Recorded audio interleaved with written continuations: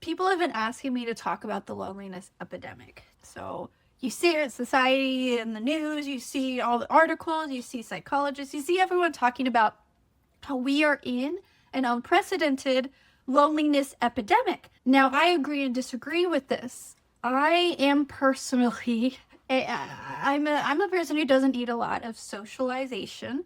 I am a little more introverted, not in the sense that I hate people or hate socializing. I just don't get energy from it. It de-energizes me. I don't know how many people are like me or aren't like me because you can just look at the norms and kind of see this is what people do, and then you assume that you're different. Point being, it is very rare that I'm over here feeling lonely because of a relationship thing. I do encourage people. I think marriage is important and we should get married.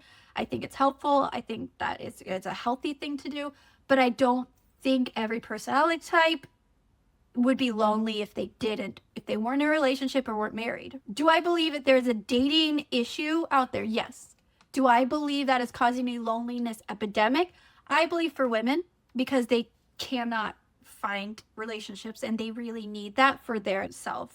Like, some people have that personality. I think mostly it's women, and I think women are lonelier without boyfriends and without marriages. I do believe that it's just because we're emotionally guided, I guess, in general. But I do think there are a lot of women similar like me, and a lot of men who aren't necessarily lonely because of a dating thing, because that's something they can handle on their own. Men are very good at dealing with their needs, getting things done, fixing things, handling things. So that isn't their issue.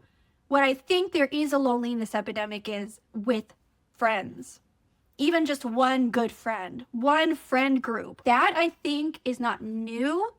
I think that's always been the case. I think it's always been hard to make friends outside of a work social where you have to go into work every day, or school. What I do see bothering people, including men, is the friendship issue. How do you make friends nowadays? The thing about COVID, when it hit and everyone had to stay inside and a lot of people were going stir crazy. I mean, for me, I was like, I had trained my whole life for this moment. I was fine sitting inside for months. That was no issue for me. I obviously had been sick a lot of my life, and so I was all about staying inside, not having to socialize, and no one would argue with me about it, guilt trip me about it. So when COVID happened, I think a lot of people, they were like, COVID broke me. COVID didn't break me. It just gave a lot of people a reason to say no, that might have wanted to say no prior, as far as socializing, right? So when you go into the socialization issue, COVID made it okay to socialize differently than the norm. And so in that way, I actually think that aspect was good to disrupt the norm, because I don't think most people are the norm. That's my theory. I think a lot of people might be like me. They don't want to do these big social gatherings, these big family gatherings. I like to do a small family thing, like me and this one family member, me and this other family member a different day. I don't want to do a whole big thing. That's not my personality. People go on vacations and they schedule everything. I'm the person that goes on a vacation and just wants to do absolutely nothing. I like a staycation. So I think what COVID did was just give permission to have a different desire social setting, like intensity. I think it created new types of socialization. I think people started to realize they didn't have to do the normal stuff that they dreaded. And there are going to be other people who think that same way.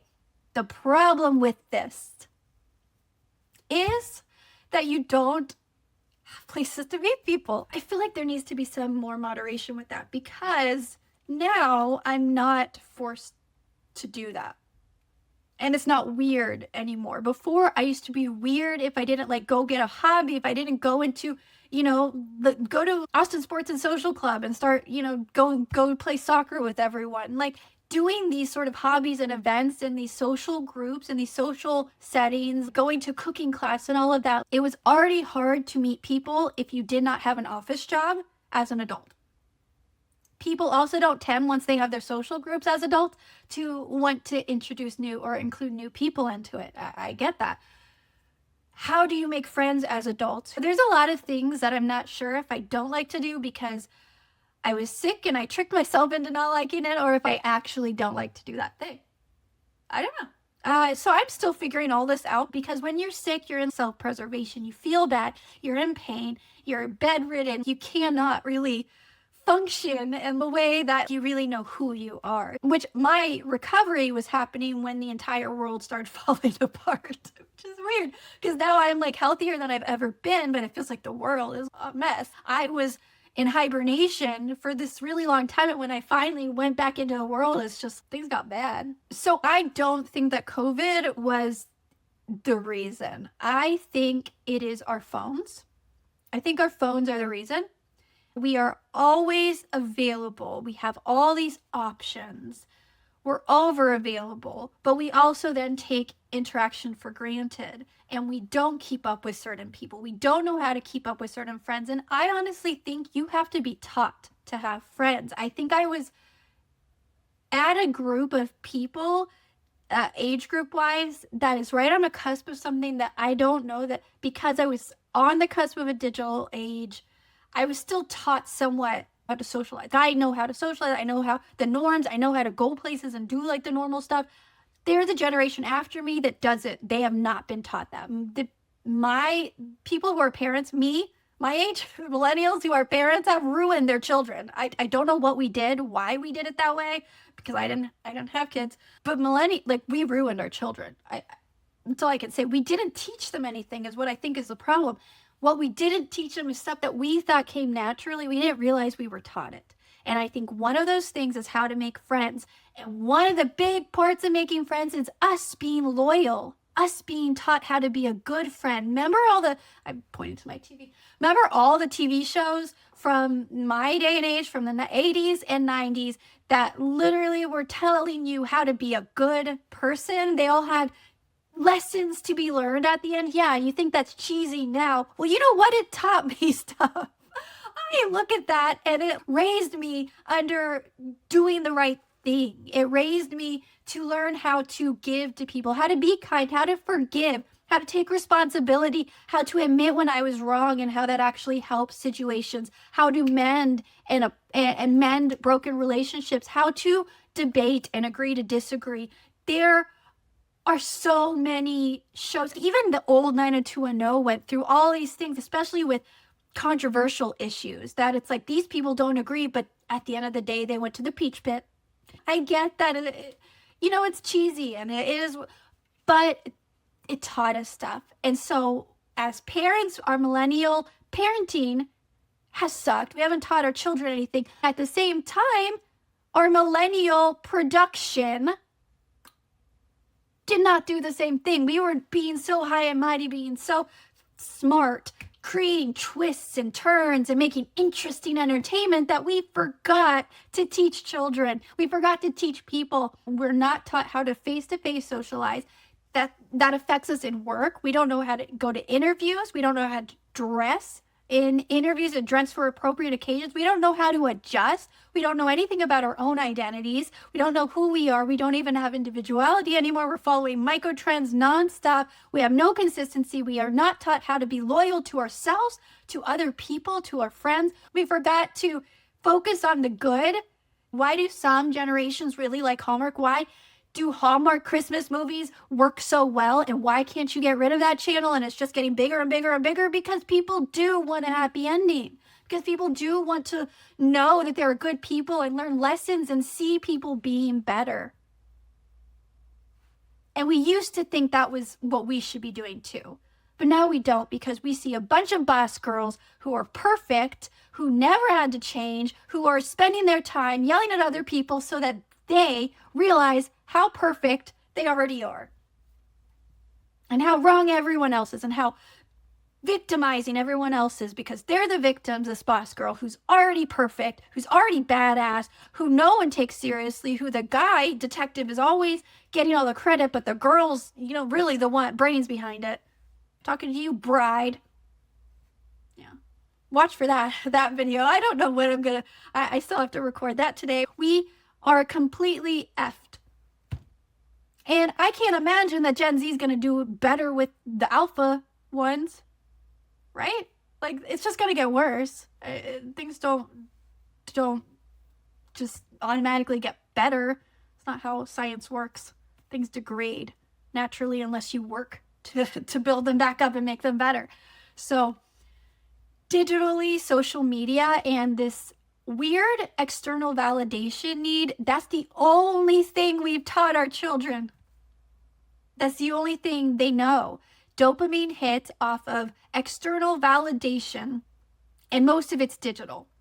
So I have to imagine the dopamine hit and adrenaline that you get with the extra oxytocin that you get from an face-to-face discussion, face-to-face hug versus your virtual hug where you hugs, love you, XO, is a lot different, dramatically different, and dramatically healthier as a benefit for you to do it in person than digitally. But I believe if we're talking about a loneliness epidemic, that 100% it is a friendship issue, not a relationship issue. There are relationship issues, but I think there are many, many, many people who can survive healthily and happily without a committed long-term relationship. Do I think that's the right way to go? No. Do I think that's the way that I would want to go in my life? No. But do I think that I could actually survive happily in my life without a marriage for the rest of my life? Yeah, I probably could. I do think there are plenty of people who can survive fine without, say, being married for the rest of their lives. But I do think that there's not anyone who could really survive healthily without having a friend, having friendships, especially at least one friend. And it's not easy nowadays to find friends. So do I believe there's a loneliness epidemic? 100%. Do I believe that women are perpetuating it with their dating issues, with just their personalities? Yeah, I think they've manipulated themselves, they manipulated each other, and I think we've really screwed a lot up. I do think that when you really look at it, men approach things with logic, with understanding. They approach stories. If you look at like men directors in movies, they tend to approach stories and things with a storyline, with a plot, with reasons, with things that make sense.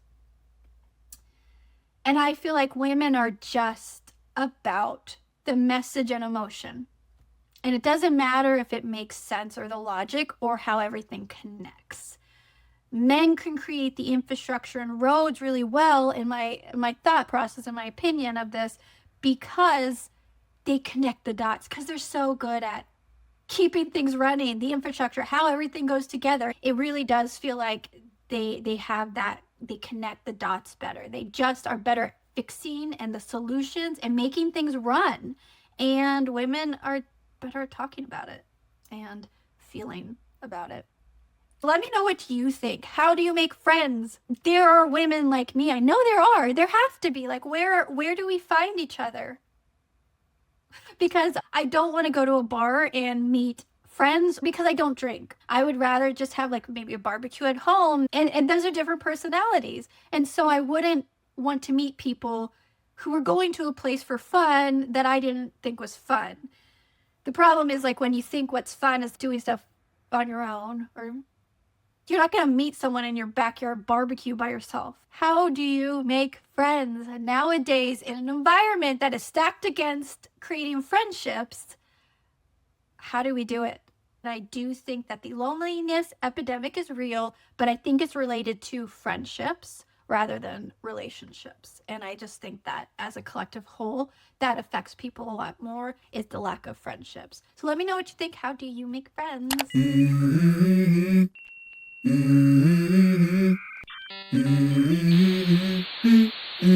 Let's go.